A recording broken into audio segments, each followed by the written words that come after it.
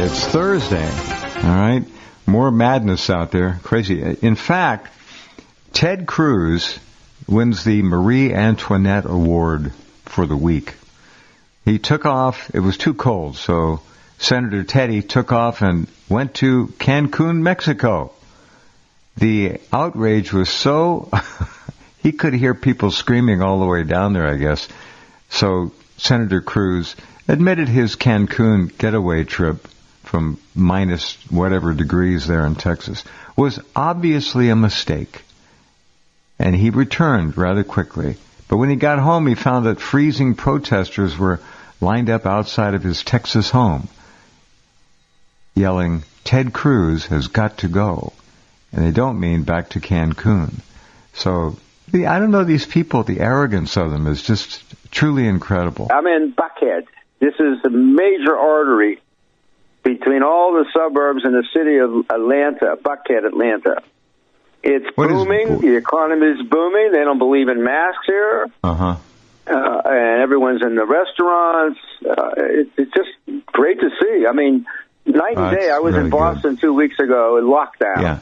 Ghost town. Now I'm in Atlanta. Everyone's out and happy and eating, and economy's happening, and there's no systemic racism here. Most of the cops are black. And it's a good mixed kind of situation here, and everyone seems very positive. You always get along well with the police, or usually? Yeah, I more so than ever. Because the police see what I'm doing, and they see what's happening to society. You know, this whole thing that was trashing the police, defund the police, and all these horrible things that were happening to them.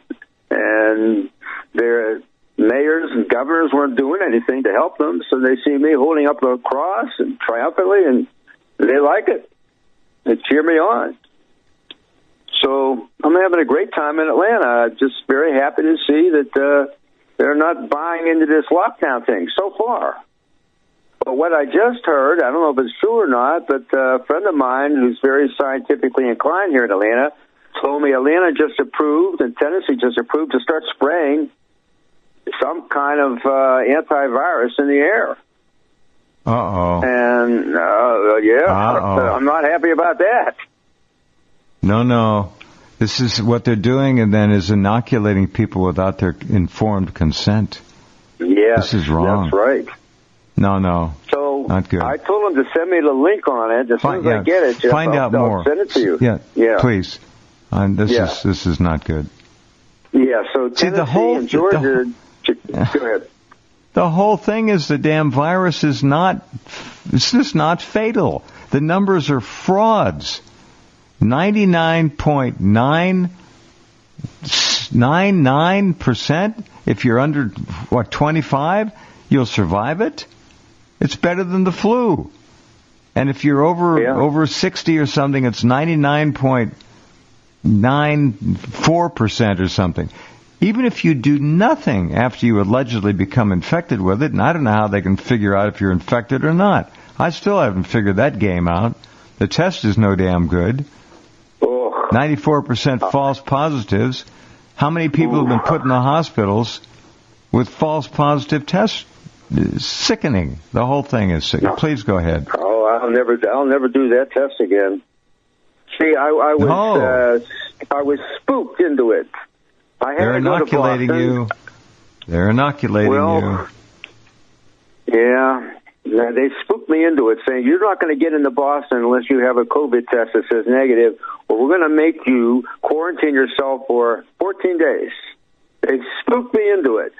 Couldn't you turn around and just leave? Wait a minute. Couldn't you turn around and just leave?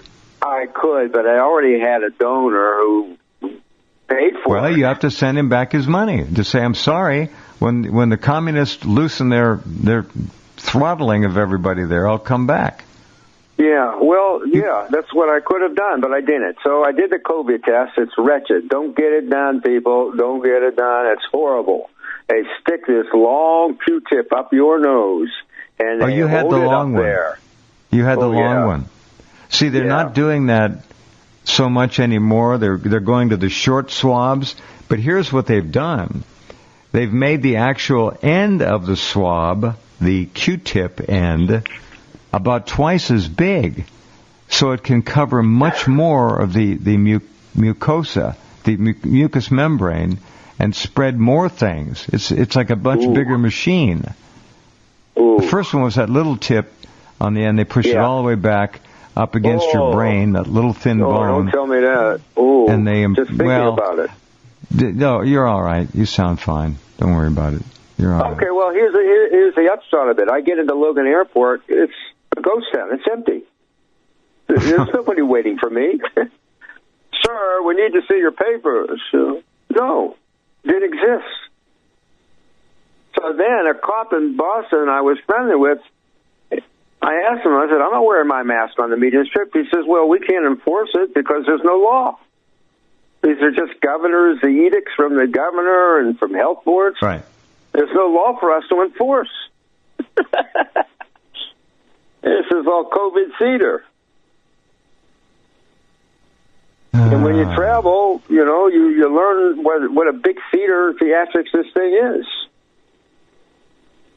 How are the plane flights? What are the passengers acting like in there?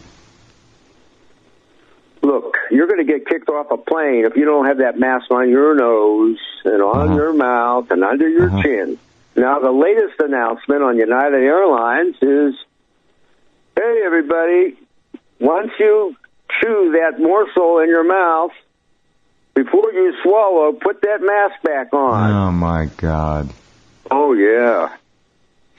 And see, look, it's not only the medical fraud that's being perpetrated, it's the simple fact that people are complying out of fear, out of necessity to travel, whatever.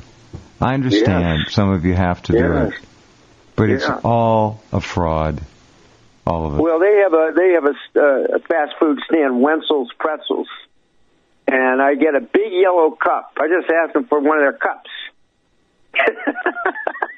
And I'm pretending I'm drinking from that big yellow cup. What are you drinking? There's nothing in it. Oh. It's empty.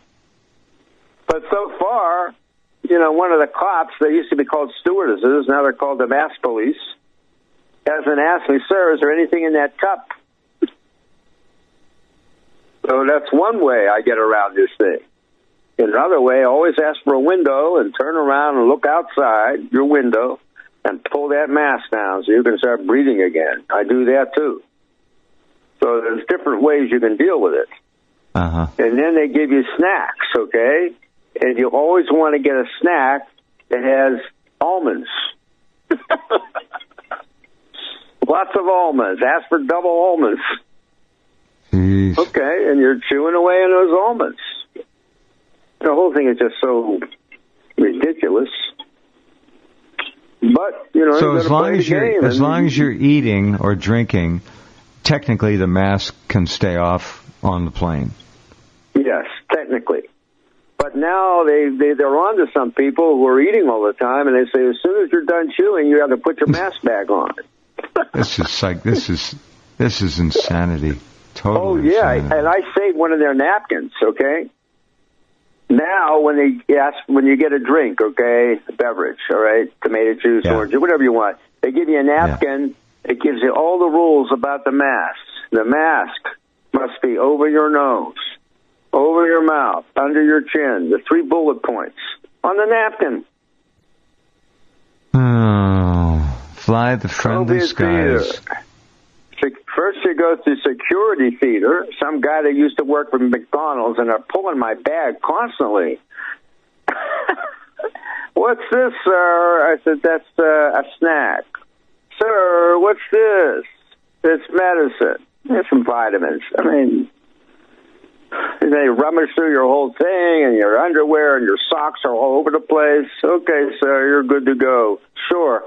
Now I got to spend the next 15 minutes repacking my suitcase. So first, this is really despicable. Security. Oh, it's horrible. Thoroughly. Fly the friendly skies of United, fly the hostile skies of United. And I had to say to one stewardess, you have to make up your mind, dear, if you're going to be a stewardess or a mask police. Make up your mind. Oh, she didn't like that. A face diaper cop. Yeah, that's it. But this is, my life. This is what I do. This is my calling, so... You're doing it. I travel. All right. Here's an important little note, and this will be it's up in headlines now, but we're going to put it up. I'll keep it up again. Executive orders. These are dictatorial tools. We all know that now. They're diktats. Dictators use them. Executive orders. Executive orders are only legal if they are fully, capital F, fully supported by the United States Constitution. That's the rule. That is a Supreme Court decision, as well as the Constitution makes it quite clear. And here's the basis in the U.S. Constitution for executive orders. The U.S. Supreme Court has held that all executive orders from the United States President must be supported by the Constitution, whether from a clause granting specific power or by Congress delegating such to the executive branch. Think about it. Suppose the president signs an executive order that is clearly unconstitutional. In other words, granting amnesty or citizenship or a pathway to citizenship to groups of invaders who have come into this country and they're living here illegally, right? Anywhere in the geographical United States, or taking unilateral military action against another country through an executive order. In that case, such actions should be considered null and void immediately and pushed right back by both the U.S. Congress and the U.S. Supreme Court. Such illegal executive orders are to be checked by our checks and balances system. At least that's how the Founding Fathers designed our system through the Constitution. There's no doubt these executive orders... Now, this despicable human being, Biden, is going to sign something that's been drawn up by the Bolsheviks, and it's going to have to do with the Second Amendment. Gun registration, it's a gun grab. Completely unconstitutional on its face. Anything like that.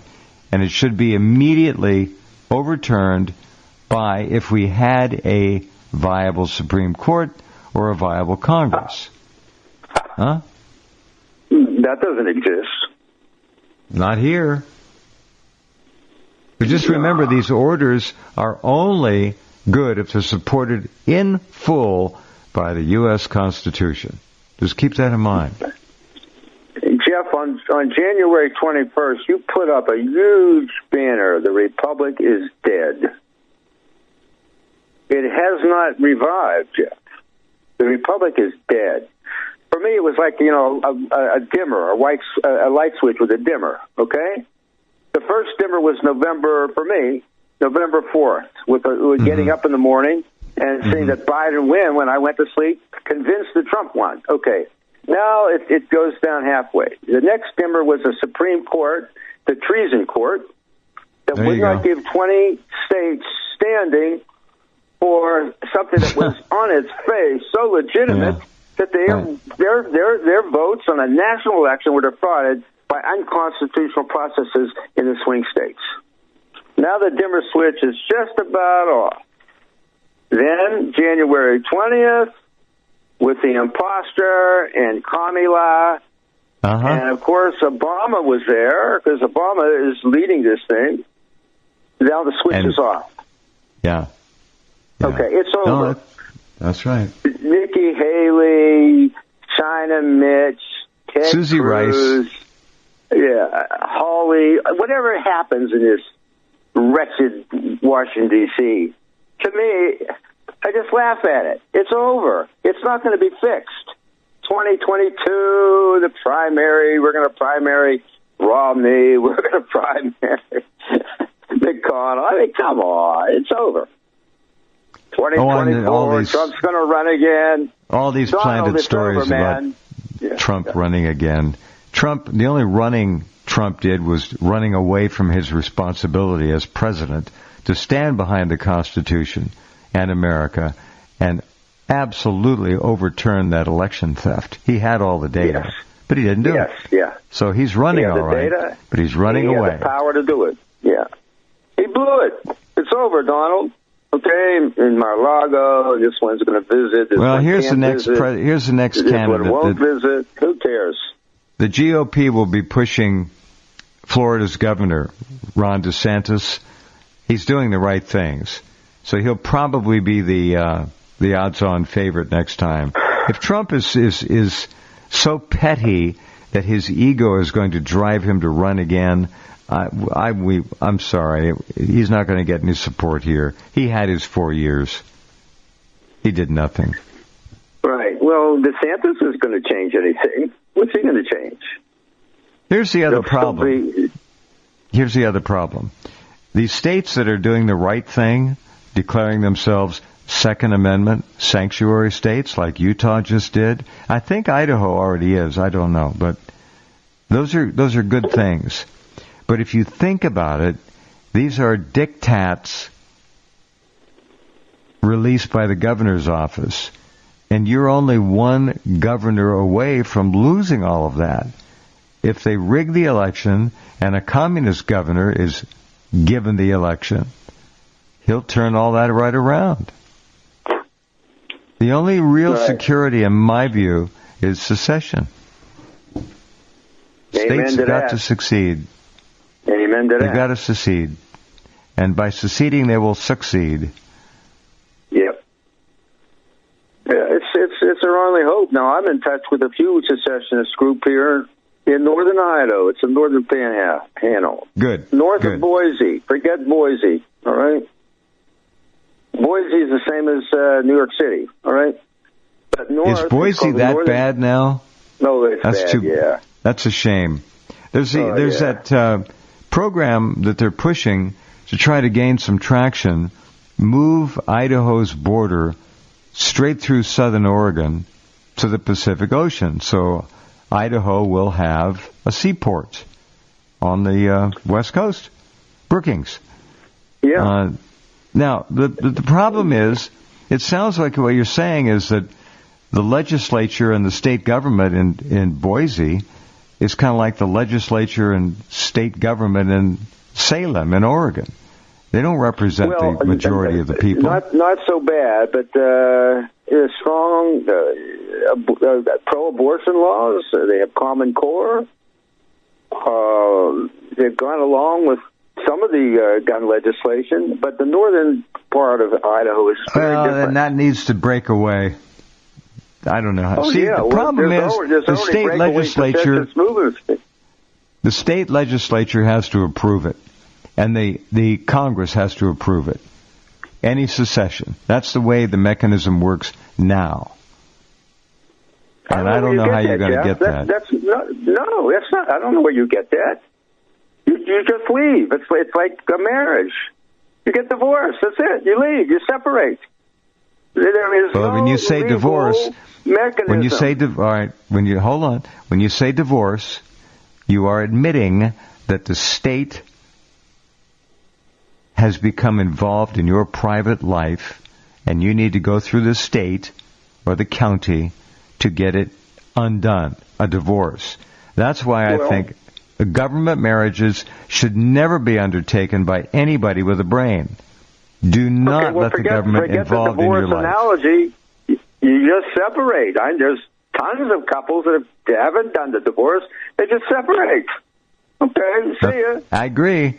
I know, but then you've got all these legal problems, even if you just separate. You need to have a civil marriage, and I mean civil, as in civilized, by not bringing the government into it. That's just me talking. I'm not talking for Brother Nathanael. Okay, no government involved in marriage. Maybe secession is easier. You just leave.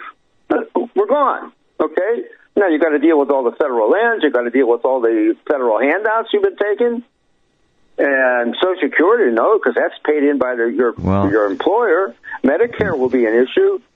You know who else you have to deal with? Abomination care will be an issue. But we're talking about this. I'm in touch with 3 secessionist groups here that are not part of the Oregon thing. They just want to secede as the Northern Panhandle. Good. I'm talking to 3 of them already. And they're already going to have to deal with. You have to be food independent, and you have to establish supply lines. That's the first step to secession. Right.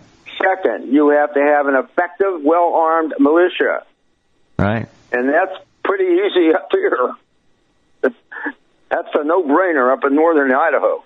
Okay? Well, who are they going to have to deal with, Brother Nathanael? The National Guard, when Boise and the Bolsheviks in Boise send the National Guard to the breakaway secession panhandle. Well, that's they where will. They want that tax money. True. But that's where we start working with other counties, which we are, in other areas, North Dakota, South Dakota, Montana, who are also preparing for a secessional separation. Right. I'm all in favor of it. It's not going to happen tomorrow, but it could happen within 3 years. Then we are hoping, after this debacle with Texas, this energy problem, that Texas will break away and that they could protect all the other secessional regions.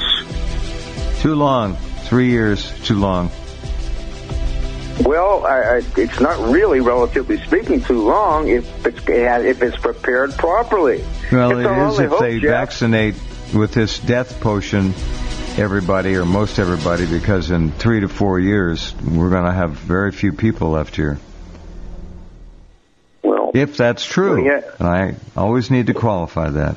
Hold on just a minute, Brother Nathanael. We have to pause, and we'll come right back, and we will listen to your new video coming up next. Okay, and we're back. Good news today. It's always fascinating when NASA pulls off a successful landing. They sent up a probe. Well, it was a mission to Mars, and they landed the Perseverance rover on the Martian surface. It's carrying a helicopter. Think about it. It's kind of like a drone. And it'll be able to fly around. They'll keep lying about what's up there, but we know what's up there. But at least it'll be fun. They're doing a lot of research, trying to figure out, at least, I like to think of it as, honestly, we've been there. We've got a deep space fleet. I have a lot of photographs of these craft in orbit. We've been there. But this is done for the masses. All right? This is misdirection. And it's okay, because it's fun. And we do get to see photographs that are able to be analyzed, and there are so many anomalies in them, it's a joke. There's wreckage everywhere on Mars. So the civilization that was there was just blown to hell by something. And there's just pieces of obviously intelligently created material all over the place. If you just look at the pictures, they're there. Anyhow, okay, let me get your video over here. Give us a little intro for it, if you would. Go to guests, and tonight's guests on the left-hand side at Rense.com, or you can get there altnews.net, either way. Tonight's guest, Brother Nathanael, his newest, most provocative video yet? Maybe. It's entitled, How to Talk Like a Jew. Now this I'm very interested to hear. I'm very interested to hear. All right, it's fun. It's a fun piece. All right, I had some friends over, okay? So they're talking about my Jewish background. I said, how come you never use Jewish words? I said, I could if I was so inclined. I know them all.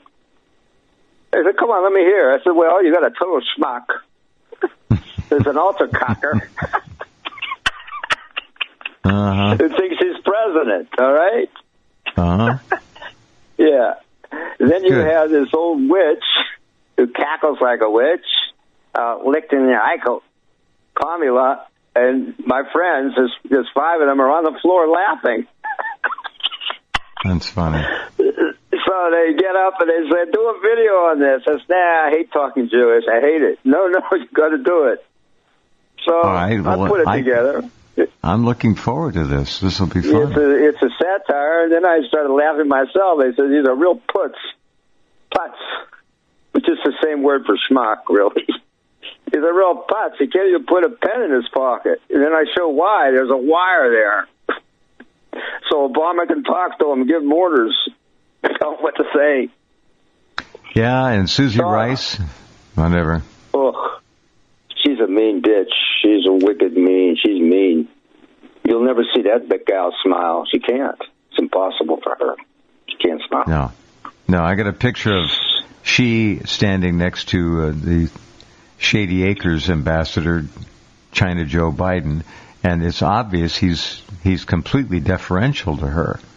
She's running the show for Barry Soetoro. All right, here we go. Let's listen to this little satire that Brother Nathanael has put together for us. Yeah. And interject your great, insightful, incisive comments. No. Please. Oh, all right. I enjoy them. I know everyone does too. All right, very good. Here we go. I can't wait to hear this. Shyster, schmuck, begala, kishkas. These are Jewish words that can get you talking just like a Jew. It's easy since the sound of the word gives the meaning. For instance, if I said something stupid as a Jewish kid, I was mocked for having a goyisher cup. That is, thinking like a goy. If someone tripped or fell, they were teased for being a real klutz. Now, how about the Jewish word alterkacker? Sounds insulting, doesn't it? Well, pin it on a senile old man jockeyed into the White House by voter fraud who battles with a pen. Then you know what an alterkacker, literally shitter, Biden really is. A total schmuck, too. He screws up a cue from his COVID goons when spewing out his vermished gibberish stew. We were under the distinct impression there was significantly more vaccine available to begin to be distributed, that it was a distribution problem, which it is and was, but that wasn't the main problem. It was having nothing, and then getting, there's a big difference, the logistical difference between having a vaccine sent to the States in bulk and refrigerated and having vaccinators with the paraphernalia to put it into a vial and stick it in someone's arm is a very different and logistical problem. Oh, my God. He's gone. He's gone. And they're all in that little group there, for those of you who can't see the video right now, they're all wearing the new obligatory 2-mask regimen. They're doubling down on the masks to further damage the health of the public. This is I got to play that again. You don't mind? That's vintage. Do you see Jeff Zients giving him the 2? He even had a click with his mouth. Hey, putz. It's an injection. He said, stick it in the arm. The guy he did that.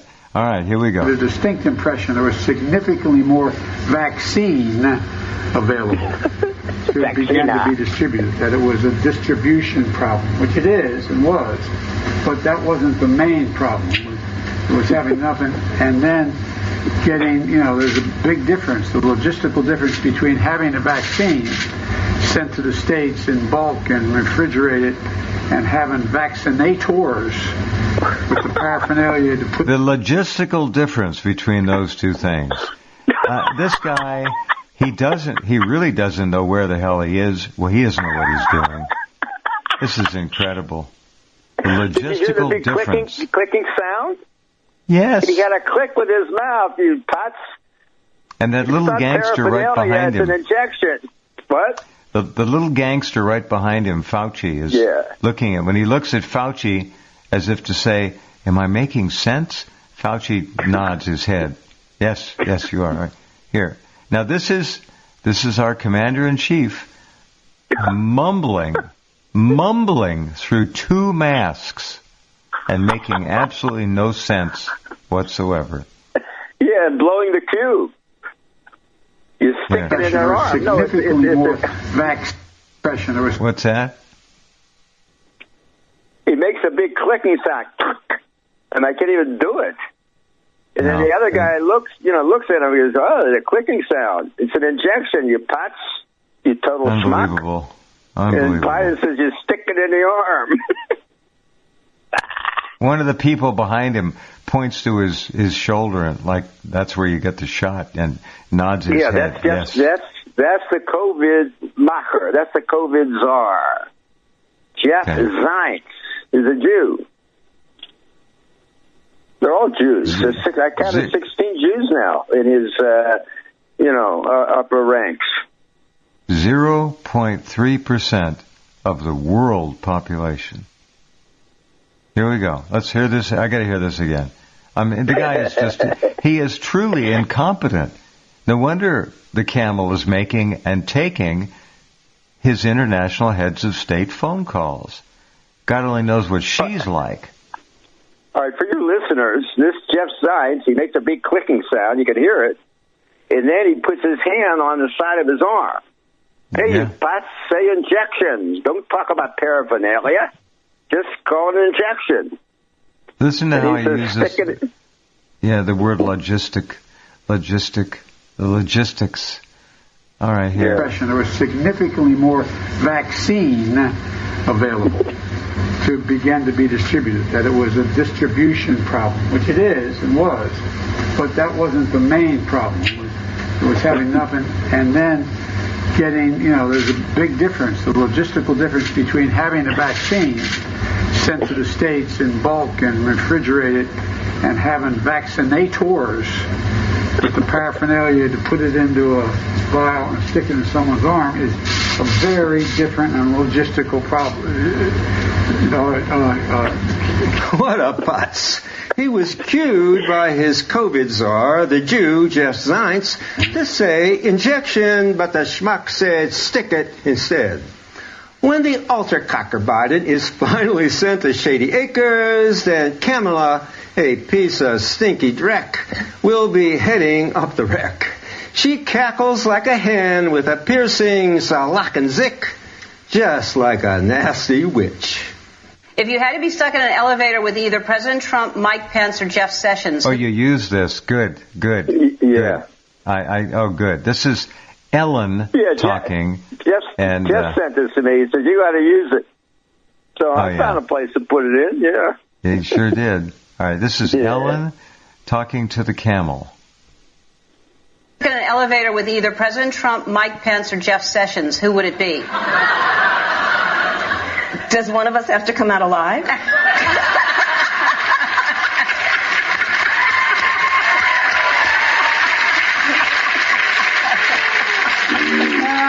Kamala's the perfect woman of color, but no one's quite sure what color she is. She's no Schwarza, that's for sure, with her mother from India and her father a light-skinned local from Jamaica, void of any negroid features. Kamala's real boss, Barack Obama, is no Schwarza either. He's a half-Schwartz, a bastard child of his black father, Frank Marshall Davis, who stooped and done him a white shiksa, and out came Obama.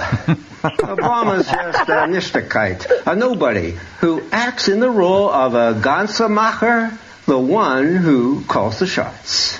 Did you miss you? Did you ever look at something going on in the news and go, you know what the situation needs? Go Barack Obama. I've said this before. That laugh, it's almost antithetical to the laugh of the camel. This is an evil laugh. It's a complete pretend laugh of quasi-humility. It's bogus humility. This guy is a real accomplished showman now. He knows how to put it on.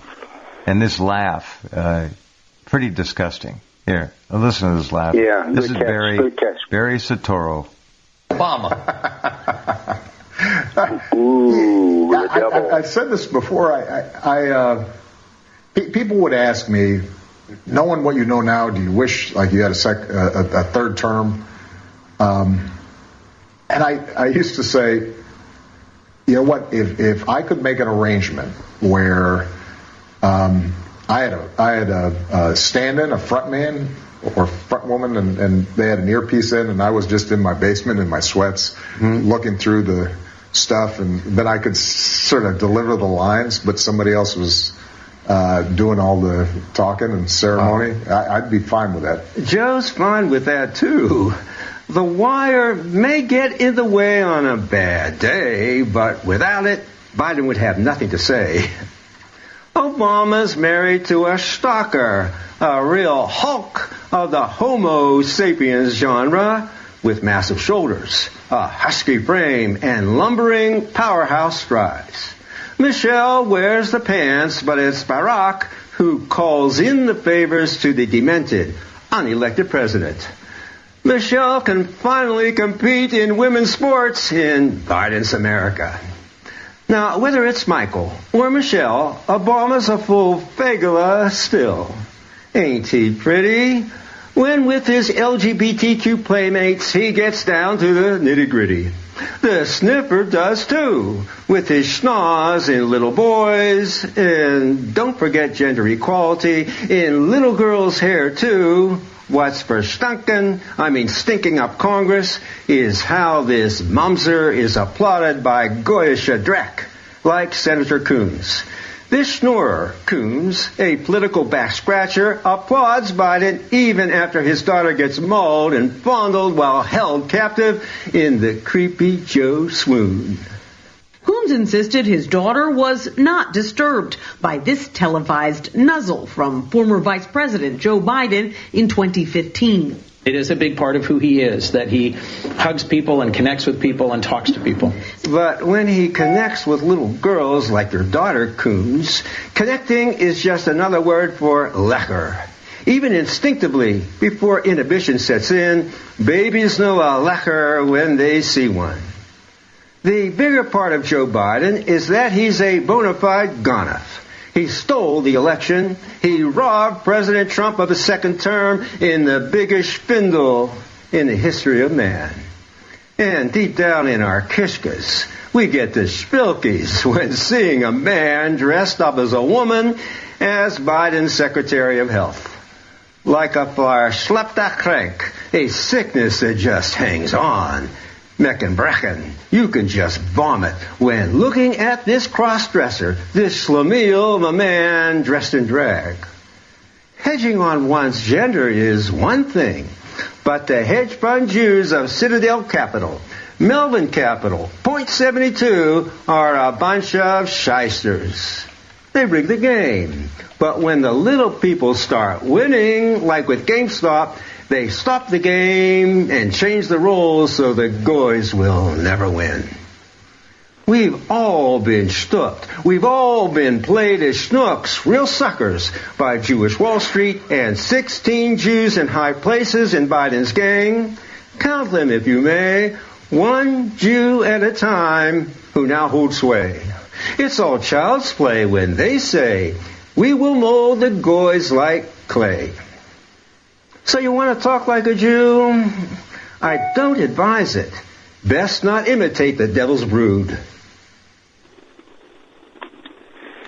Best not imitate him, for sure. And if you've seen the picture, did I send you the picture of Biden taking the head of a 5-year-old boy and kissing him on the mouth? Did you see that one? Oh, yeah. I played that 7 videos ago. And Good. You were shocked when you first saw it. Yeah. I don't know. He puts the boy in a chokehold. He grabs both sides of his face and forces his mouth on that kid. That is one of the most vile things I've seen yet. And your point about Mike Robinson, Mike is getting bigger and bigger. Remember, Michelle. Mike Robinson played linebacker as a freshman, Oregon State University. This he's still built like a linebacker. Big. He's huge. Huge. I'll tell you, it doesn't take, a strong eye to see Michael walking with Obama to Biden's fake inauguration. This is not how a woman walks. No. I showed that in that clip. A woman does not walk like that. Nope. All right, that was a good one. That was spot that one. Yeah, that was a very good idea to do. That was fun. We need to do more fun things.